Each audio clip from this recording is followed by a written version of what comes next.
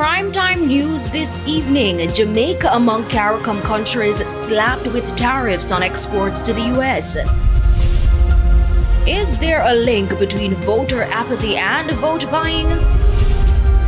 And PNP provides documents outlining water quality concerns.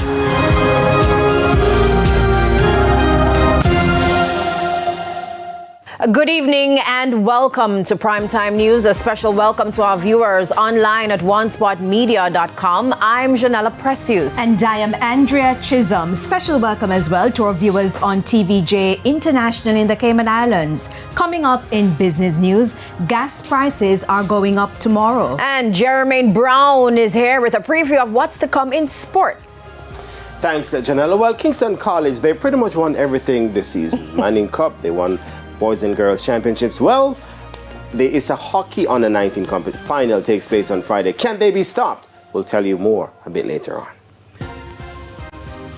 Thank you, Jermaine. There's also sports commentary, E-Prime, and weather in this newscast. But before the break, the feedback question. And this evening we're asking, have you seen improvements in the public transport system in recent times? We're asking you to give reasons for your answer.